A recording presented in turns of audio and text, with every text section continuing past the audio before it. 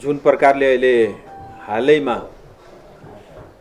जिटिए चुनावको घोषणा, म यसलाई जिटिए चुनाव पनि भन्दिनँ, म यसलाई एउटा गोर्खा जातिलाई किन्ने एउटा टेन्डर बङ्गाल सरकारले जारी गरेको छ।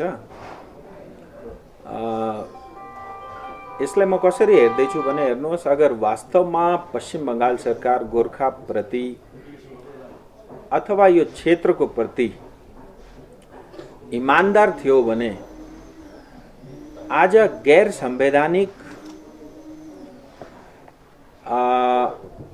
गैर कानुनी जिटिए चुनाव नगरेर जसरी सिलिगुडी महकुमा परिषदको चुनाव हुँदैछ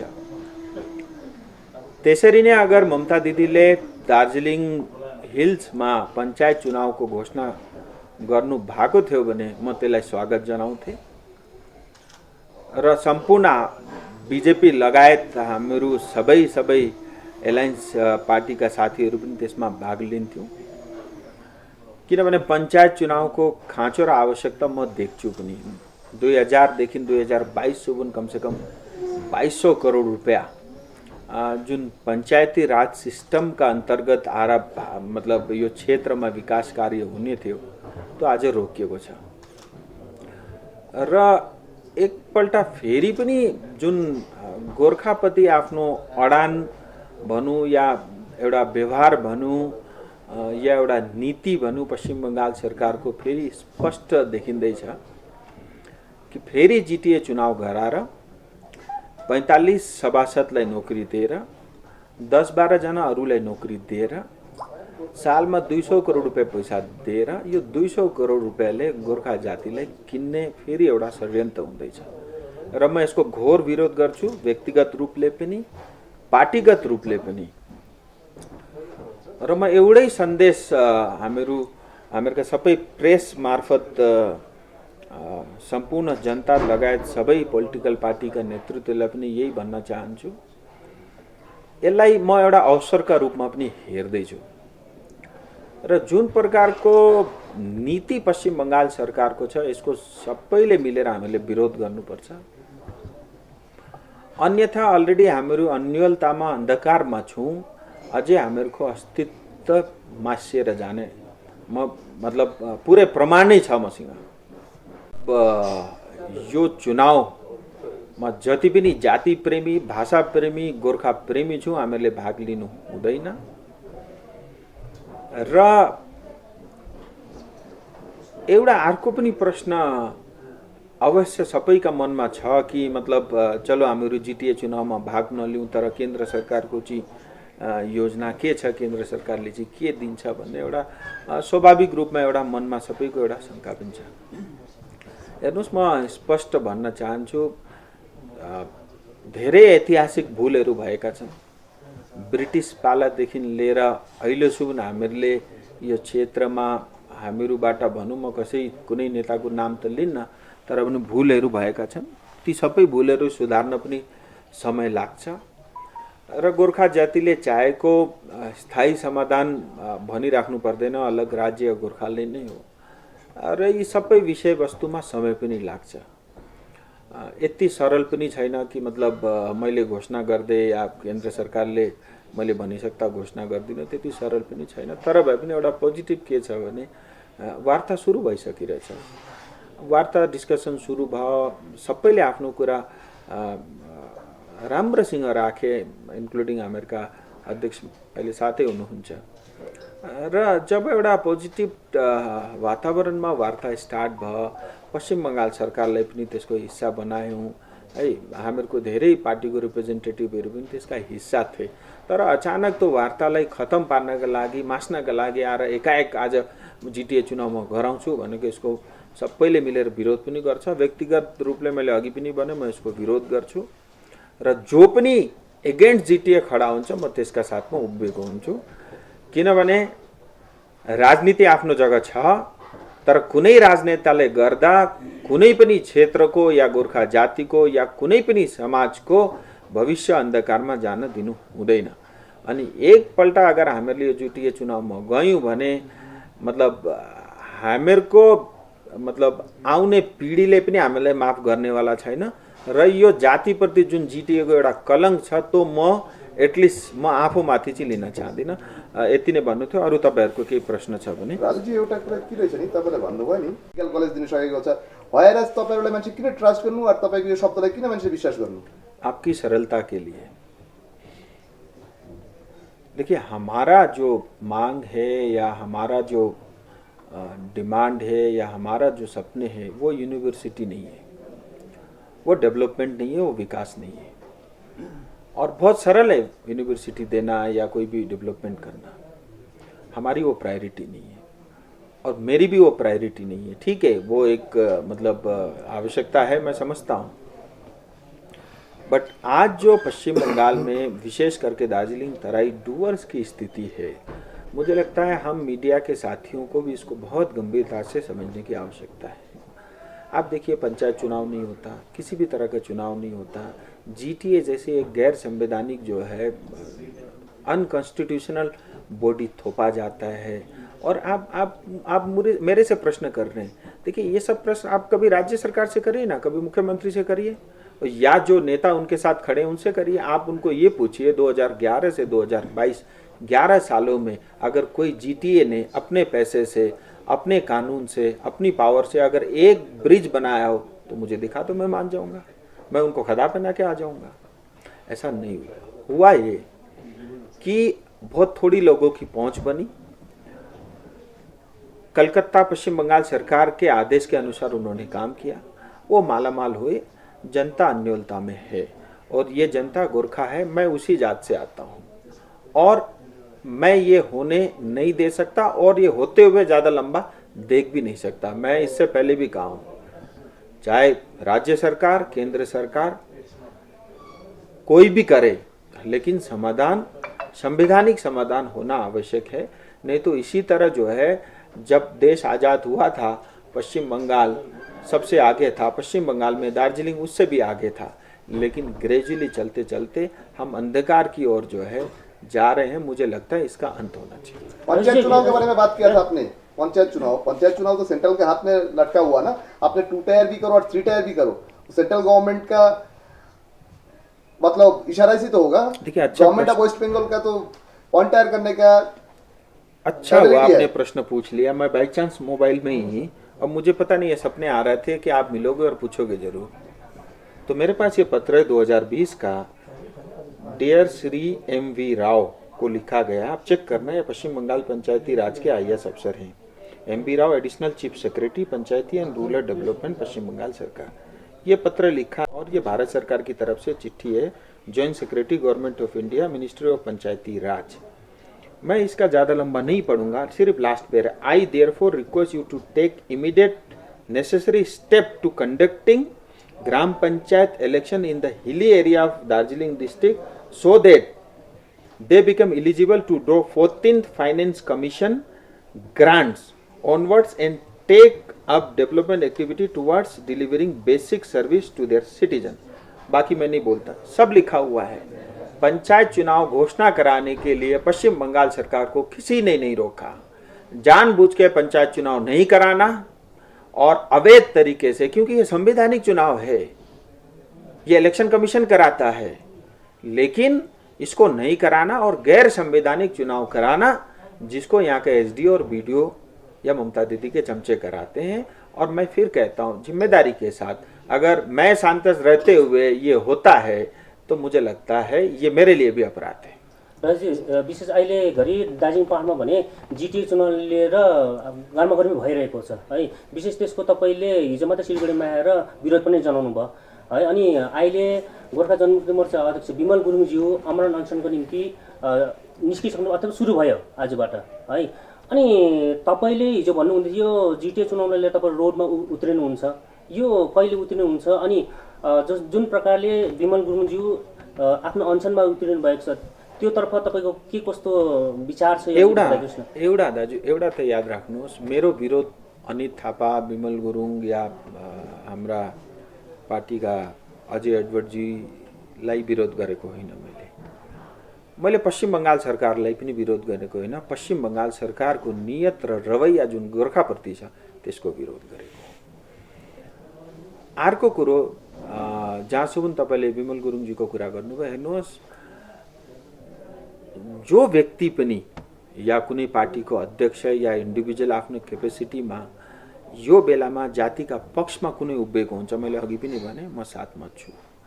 पोलिटिकली हामीहरूको डिफरेन्सेस होला आफ्नो जग्गा, तर त्यो पोलिटिकल डिफरेन्समा जातिको विषयलाई मिक्सअप गरेर म खिचडी बनाउन चाहदिनँ। म स्पष्ट छु, म बिजेपी हुँ, विमल दाजु गोर्खा जनमुक्ति मोर्चा हुन्, उहाँको आफ्नै एजेन्डा छ, हाम्रो आफ्नै एजेन्डा छ।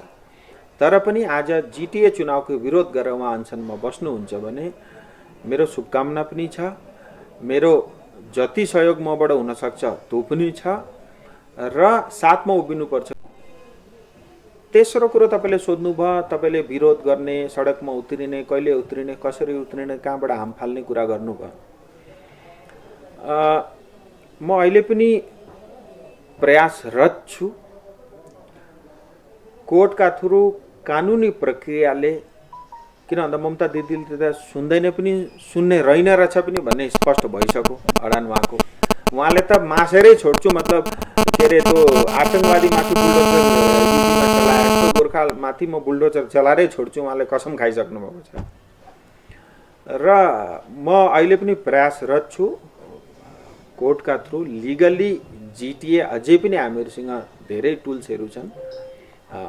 म प्रयास गर्दैछु कोही खारिज होस् या स्टे होस्, त्यो पनि नहुँदाखेरि नभएको खण्डमा केन्द्र सरकार पनि छ, अनि त्यहाँ पनि भएन भने चाहिँ अनि देखा जाएगा उहाँले पनि बुलडोजर लिएर उत्रौँ भने हामीहरू पनि बुलडोजर लिएर उत्रौँला। अब त्यो थर्ड अप्सन हो, त्यो आएका बेला सोचौँला। सो स्टेप बाई स्टेप अहिले फर्स्ट फेजमा चाहिँ हामीहरू यही ट्राई गर्दैछौँ, जसरी भए पनि यो जिटिए चुनाव चाहिँ पहाड यो क्षेत्रले लिएर हुनु हुँदैन। यसले धेरै मासिसकिरहेछ, आउँदो दिनमा खत्तम पार्छ यसले। प्रमाण चाहियो भने प्रमाण पनि दिउँला। अहिलेको अनसनकारी जो विमल गुरुङजी हुनुहुन्छ, उहाँलाई भेट्नुको निमित्त जानुहुन्छ कि हुन्न तपाईँ अहिले? मेरो त्यो त व्यक्तिगत कुरा हो है, मलाई लाग्दैन त्यो सार्वजनिक गरिहाल्नुपर्छ होला भनेर। अनि तपाईँहरू पश्चिम बङ्गाल सरकारको पुलिस त होइन, मिडियाका साथीहरू हुन् है। तर पनि एउटा मानवताको हिसाबले पनि कुरा क्लियर गर्नेवाले म पनि एउटा त्यो के अरे समुदायमा पर्छु होइन। मैले तपाईँलाई भनिसकेँ, हेर्नुहोस्, नबुझ्नेलाई श्रीखण्ड भने जस्तो के दोहोऱ्याइराख्नु। मेरा दाजु पनि हुन्, गोर्खा पनि हुन् है, जिटिएको विरोध पनि गर्दैछन् र गोर्खा समाजका लागि उभिएका छन् भने म जान्छु। कुन बेला जान्छु चाहिँ नसोध्नु होला, तर म जान्छु। त्यसो भने त गोर्खा जनमुक्ति मोर्चा आज जुन प्रकारले है गोर्खा जनमुक्ति मोर्चा अध्यक्ष विमल गुरुङ आज स्वयं आज अनसनमा बस्नु भएको छ है, तर उहाँहरूको त टेक त यो छ नि कि जिटिएको 396वटा मौजालाई अन्तर्भुक्त गरिएर जुन एउटा यहाँनिर जुन समाधान गर्छ भने चाहिँ हामी चुनावमा जान्छौँ भन्ने उहाँ विपक्षमा त गएन नि। उहाँ जातिको हितका लागि जुन जिटिएको हामीले विरोध गर्दैछौँ त्यसका लागि अनसनमा बस्नु हुँदैछ। म एकदम उहाँलाई खदा चढाउन जानका लागि तयार छु। जहाँसम्म उहाँको टेक छ त्यो मलाई लिनु पनि छैन, बुझ्नु पनि छैन।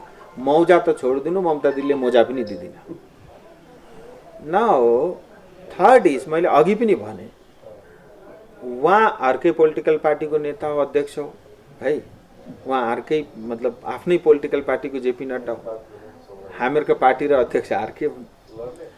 उहाँको आइडियोलोजी अलगै छ, हाम्रो अलगै छ, हाम्रो आफ्ना आफ्ना रास्तामा छौँ। तर कुनै पनि व्यक्तिले समाजप्रति, जातिप्रति राम्रो काम गर्दैछ, सायद तपाईँलाई नलाग्ला अहिले, मेरा लागि त राम्रो काम गर्नु हुँदैछ, तर म त खदा लाउन जान त पाएँ नि त। त्यति मात्रै मेरो भनाइ।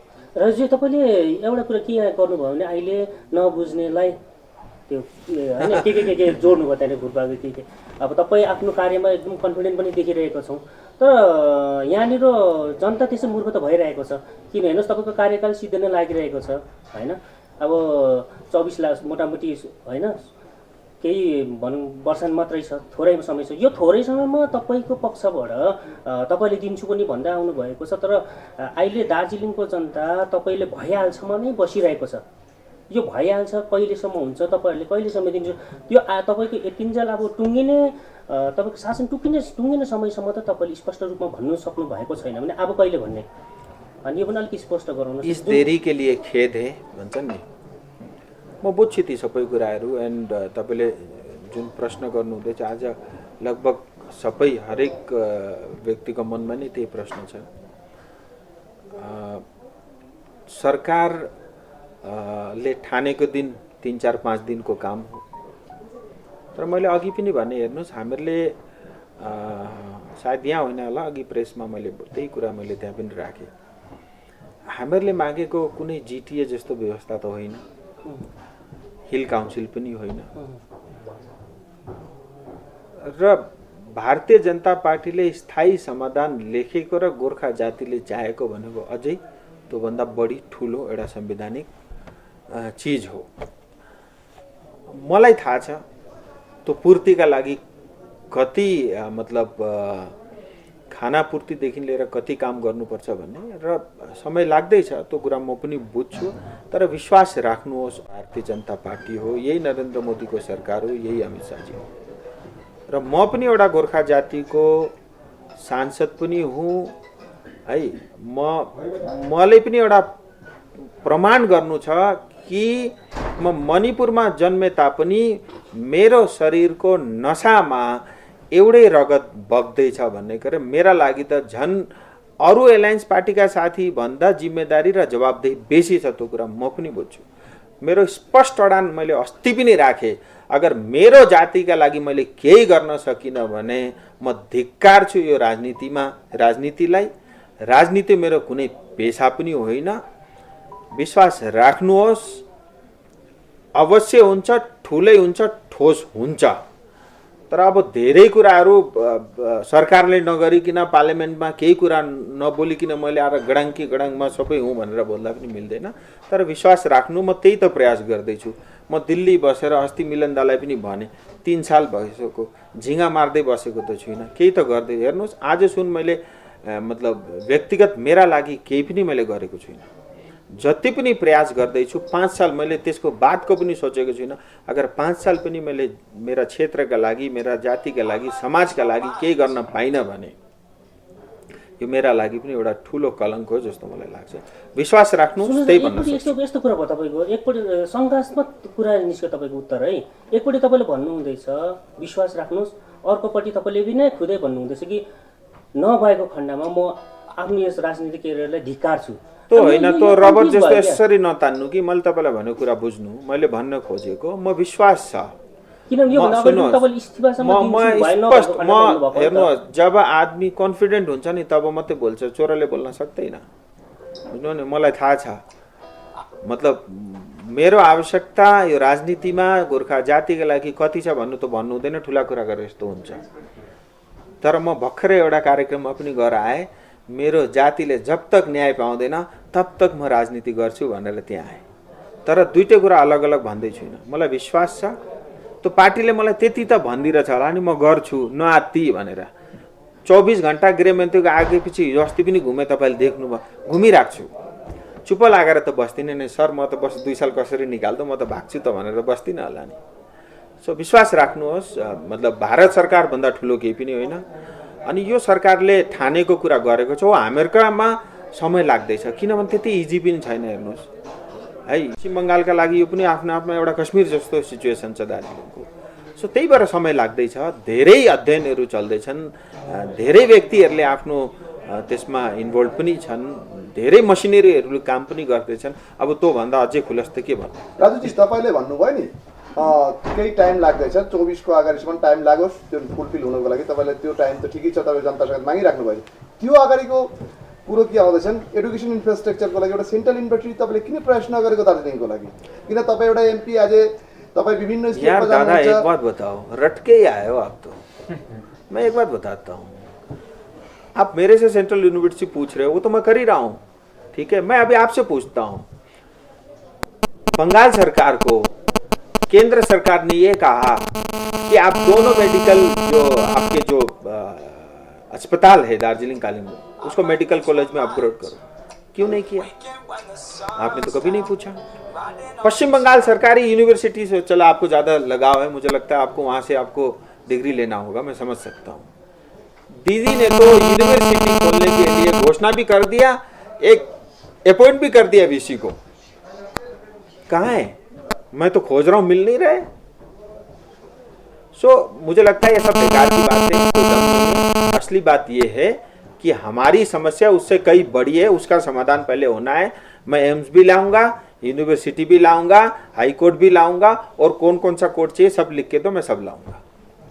मिस्टरजी, यो पिपिएसलाई लिएर पहिलो वार्ता त भइसक्यो र दोस्रो वार्ता अहिलेसम्म अत्तो छैन नि, यो किन विलम्ब भइरहेछ? यहाँनिर धेरै जनताहरू अन्यलमा छन्।